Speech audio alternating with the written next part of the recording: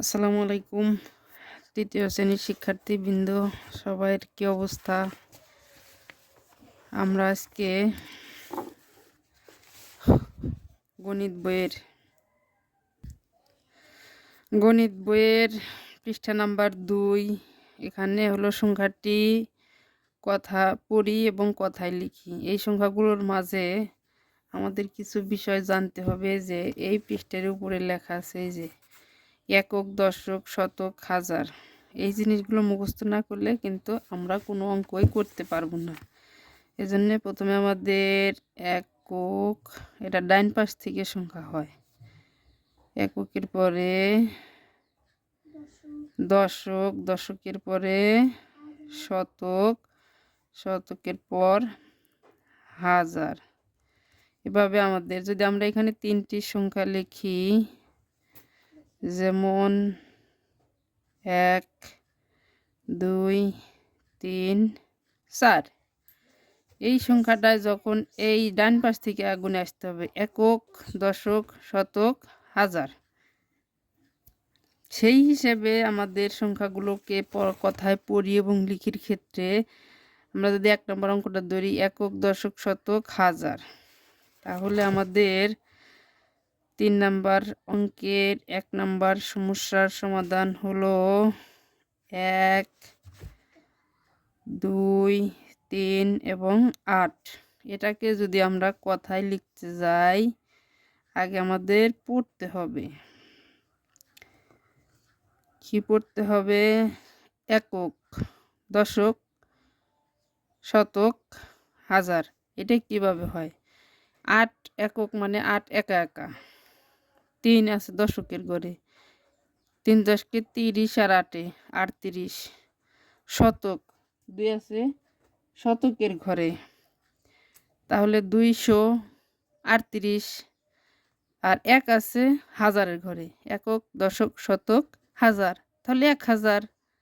2 আছে কার ঘরে? শতকের ঘরে, একক, দশক, শতক, 200।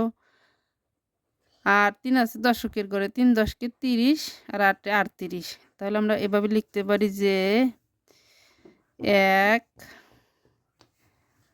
1000, 200,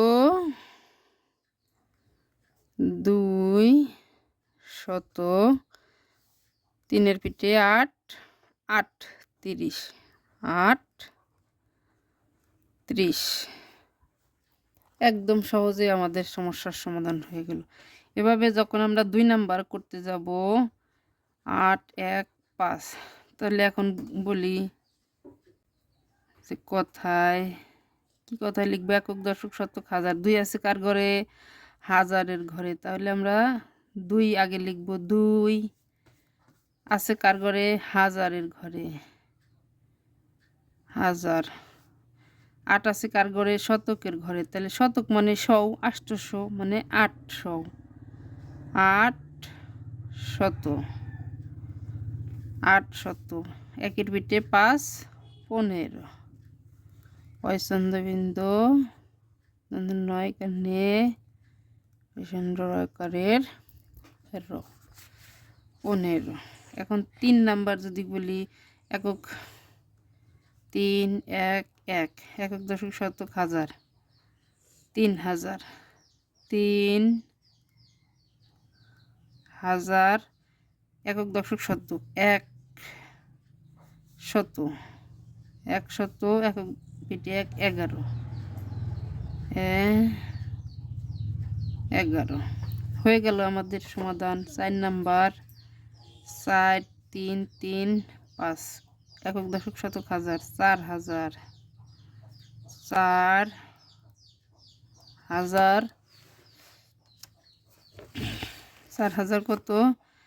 335, 300, পয়সন্দবিন্দু দুস্তোয়া, তৈরা হলো ঋষিকার তালবর্ষ 35। 5 নম্বরে 5, 1, 5, 3, একক, দশক, শতক, হাজার, 5000, 5000, 1, 153 53। এভাবে আমরা কথায় লেখা অঙ্কগুলোর সমস্যার সমাধান করতে পারি।